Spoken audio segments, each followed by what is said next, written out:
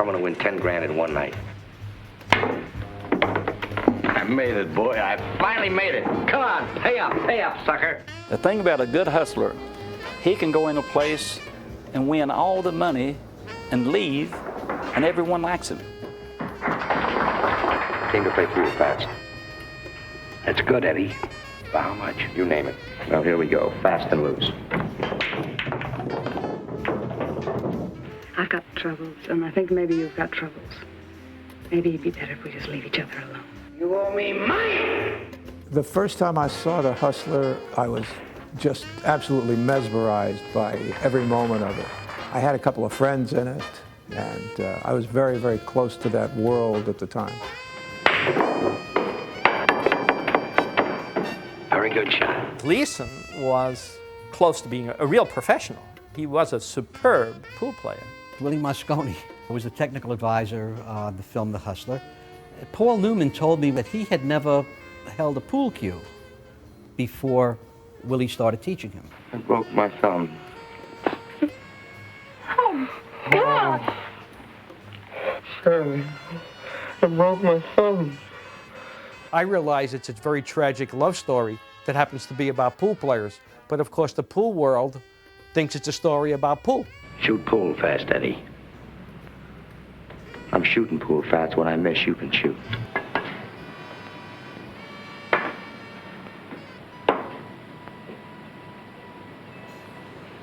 You break.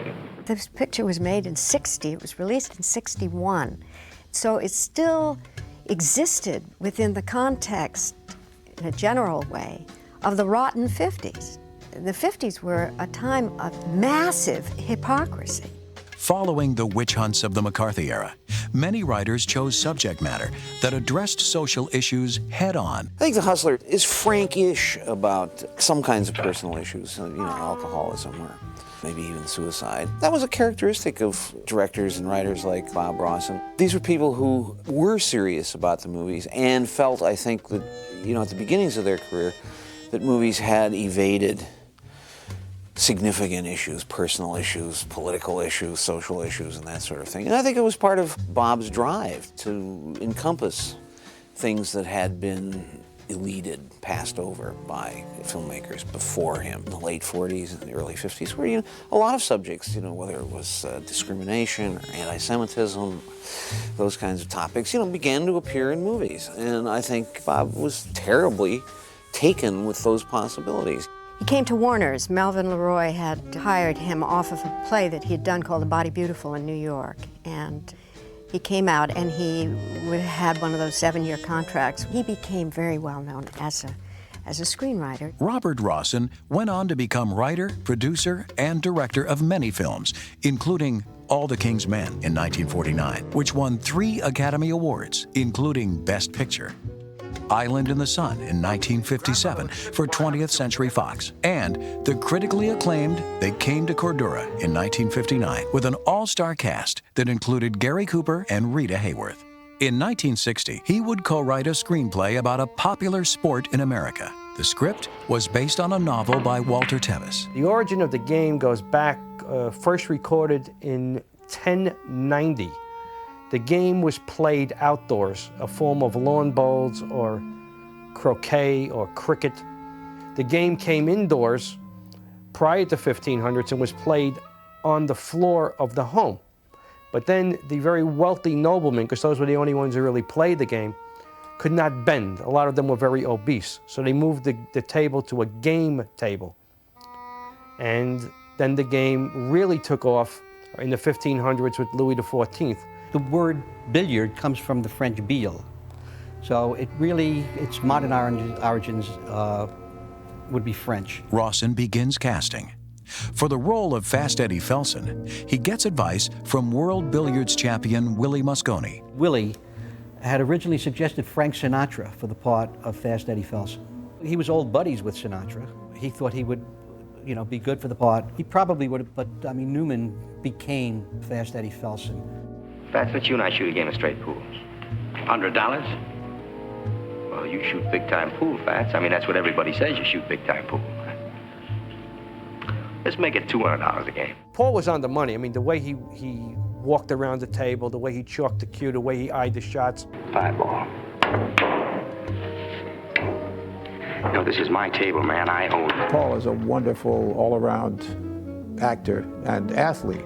He went in there not knowing almost anything about shooting pool, and Moscone coached him and showed him things for a couple of weeks, and he looked like a really good pool player. That's 10. You punk, you two-bit punk. Come on, pay up $100. To convey the character traits of the ultimate pool hustler, Jackie Gleason is cast in the role of Minnesota Fats. His repute at that point was based on this somewhat raucous television character that he played. And there's a real delicacy in his playing, you know. Now they say, well, sometimes large men are very graceful, you know, they dance well and stuff. And that is the impression he's conveying in this movie. He is great. Geez, that old fat man. Look at the way he moves, like a dancer. I like the nice, he sort of, he's powdering his hands, you know, and he's sort of fastidious about his appearance. And then there's a kind of a nice watchfulness about him. He recognizes this is a very talented guy, the Paul Newman character. How can I lose? And he knows that he is going to be his great rival. The way he looks at him, the way he studies him, the way he, in a sense, conveys appreciation without exactly conveying it, without, you know, showing, because if he did, it'd be a sign of weakness on his part. That's all very nicely done. Yeah, big creep, broke my thumbs. Man named Turk Baker? You know everybody, don't you? Everybody who can hurt me, everybody who can help me, paid. The more sinister side of hustling is depicted by Burt Gordon, as played by New York stage actor George C. Scott. He carried a certain kind of a weight, a certain kind of presence, an intensity about him. It didn't happen in Louisville, it happened someplace else. If it didn't happen now, it happened 6 months from now. It's kind of a dame she was. That's interesting in the way he plays it. There's something I always remembered about that performance, that stiff-necked quality, you know, that very slow turning and observation.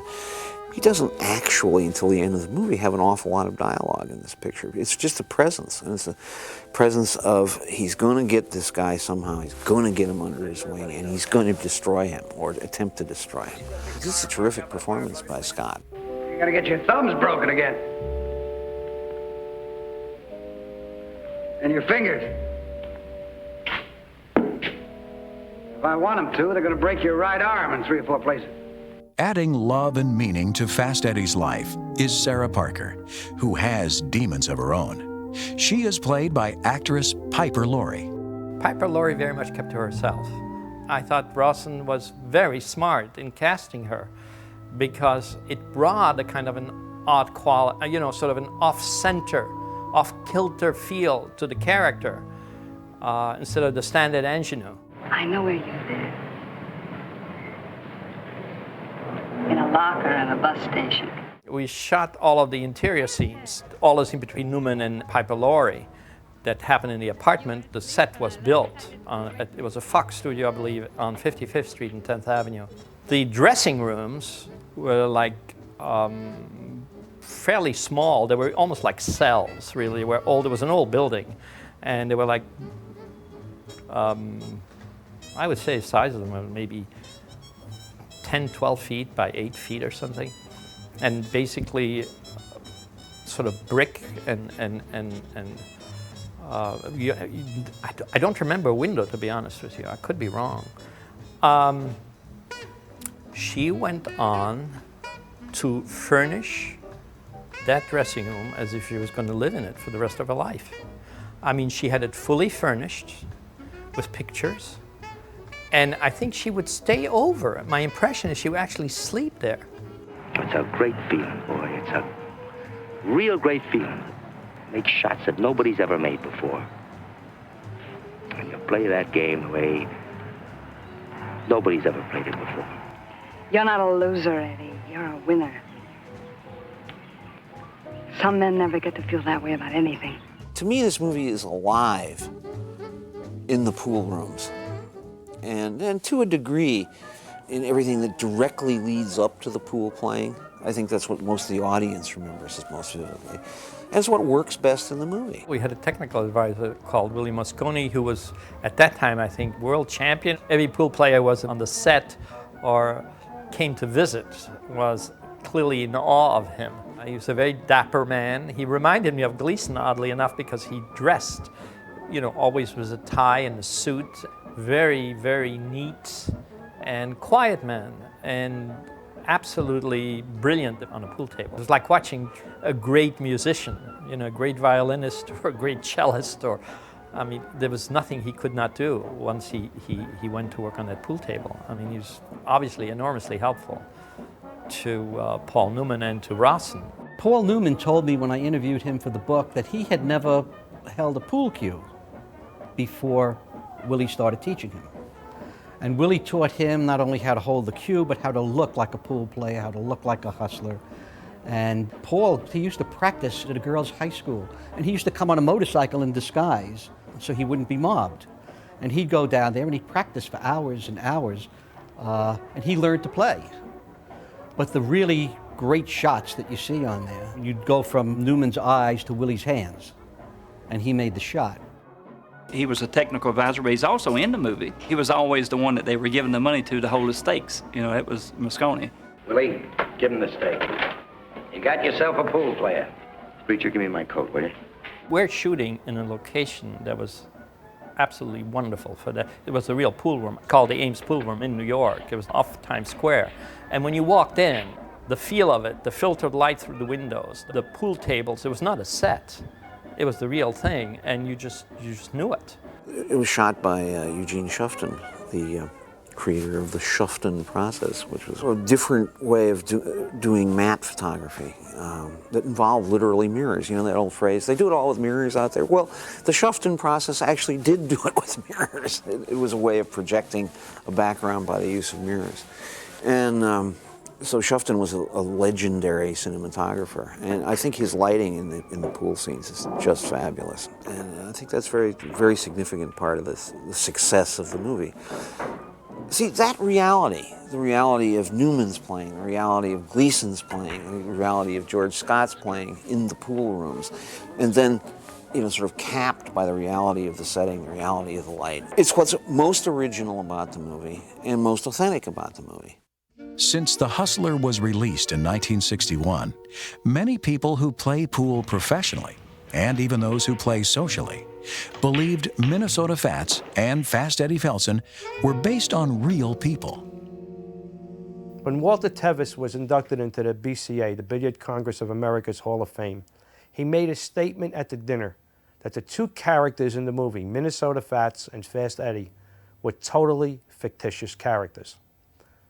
Now, since then, everyone knows Minnesota Fats, a.k.a. Rudolph Walter Wanderone Jr. After the movie, Fatty legitimately changed his name from Wanderone to Minnesota Fats, had a Social Security card, Minnesota Fats. When we paid him his fees for appearing on TV for the shows that I did, he was paid under the name Minnesota Fats. Fast Eddie, another fellow by the name of Ronnie Allen, who's a great pool player, great hustler, a great tournament player, said, "This is me."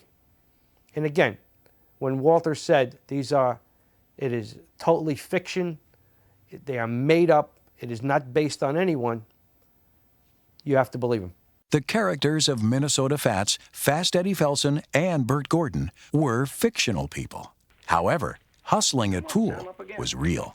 I would say the hustle started on day one when two fellows entered a room and one thought one was better than the other and figured out some kind of, I don't say a scam, but figured out that he had a better game than his opponent.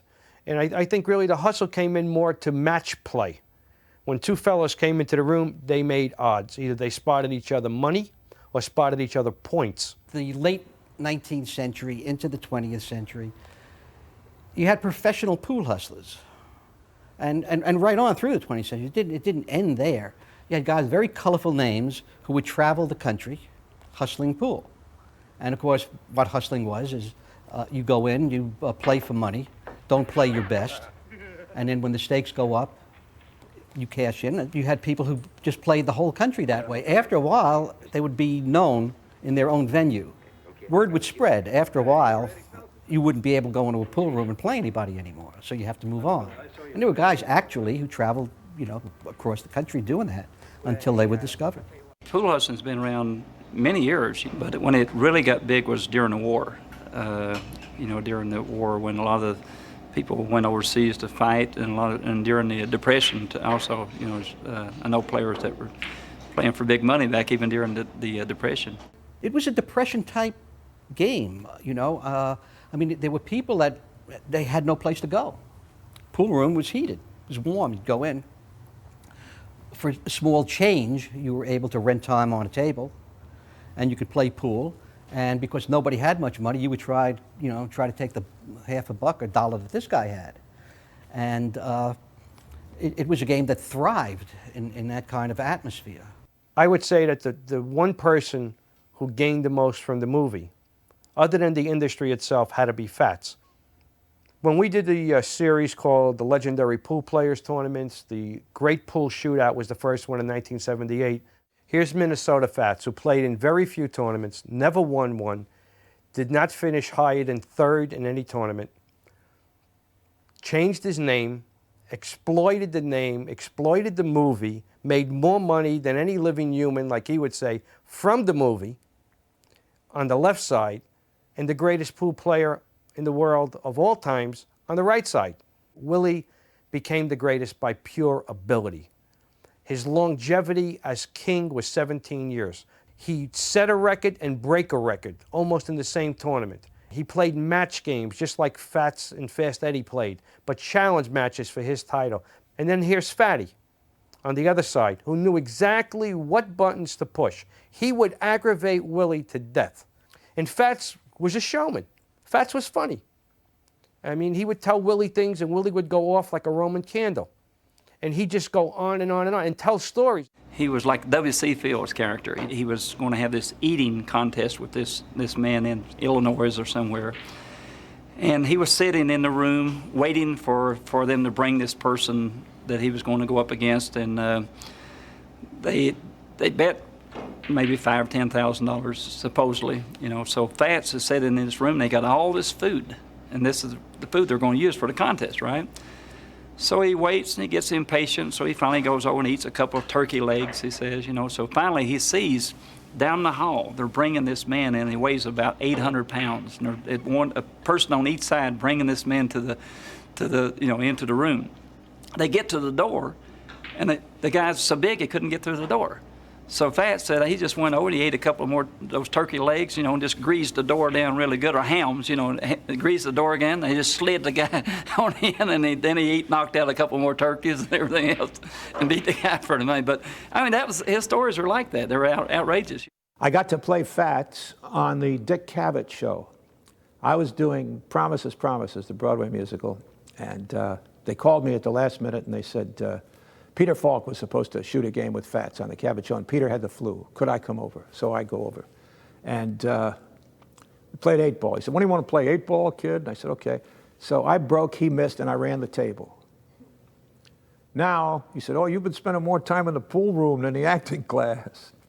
So he did a couple of trick shots, and Cavett asked me to do a trick shot, and I set up this shot that was Moscone's finale to his act, which was 1 in the corner, 2 goes cross-side, and the cue ball goes 3 rails and makes the 3. And I nailed it the first time. So now I come back to the theater, and this little stagehand says, so how did it go? And I tell him the story, how I beat Fats and then made this incredible trick shot, one take. So the next day he comes in and says, I made $600 on you last night. I said, what? He said he went to this bar, and on comes the Cavett show on a tape delay. And he's sitting with all the other guys, the stagehands. He says, I bet Jerry beats Fats. And he says, I bet he makes that trick shot the first try. So he said he pass-posted me like they used to do with races, like in The Sting. The film premiered in Washington, D.C. in September of 1961, even as questions arose concerning its subject matter. Arriving in Washington, D.C. for the premiere of his latest picture, The Hustler, producer-director Robert Rawson is accompanied by Piper Laurie and George C. Scott, 2 of the stars of the sensational expose of pool rooms and the racketeers who operate them. It's the national capital's most exciting 1961 turnout of notables.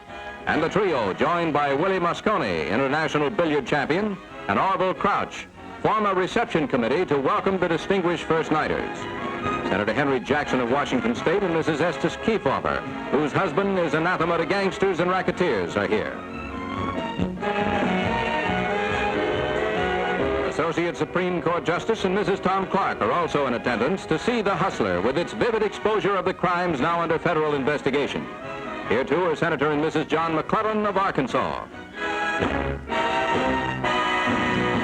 20th was very worried because he hadn't done well on the film before, and they didn't understand the pool aspect of it. They were terrified that women would not understand pool, and they wanted him to cut the whole opening segment before the picture was released. And furthermore, they were trying to support a picture that was in production in Rome called Cleopatra, which was draining the studio. Richard Burton, whom Bob Rossen knew and who he directed him in Alexander the Great, had somehow got to see this movie. I guess Bob had invited him to it. And he loved it so much that he arranged a late night screening after the Broadway theaters had, you know, everybody had done their jobs in the theater. So at 11 o'clock at night, we all went to this screening at Fox, and Burton hosted it. You know, he got up and said that he'd seen the movie and thought it was a marvelous movie and wanted everybody to see it. I know at the time that people were really concerned about The Hustler, the people who had made The Hustler, because the studio was really dumping it out there. It went wide with it. It didn't count on, I think, the very good reviews the picture got. It was actually a movie that we would now say needed to be platformed. It needed to let those reviews sink in and let people come to see it, find the movie, and find its ultimate audience. Building on its critical acclaim, the film goes on to be nominated for 10 Academy Awards, including Best Actor, Screenplay, Director, and Best Picture. It's a movie that kind of became a legend, you know, in the sense that it disappeared. I know it was a bitter blow. You know, the tragedy of Bob Rossen was he died very young. He had at least another good decade of filmmaking in him, and it's one of those tragedies, because he was a very serious filmmaker. Fat man, you shoot a great game of pool. So do you, Fast Eddie.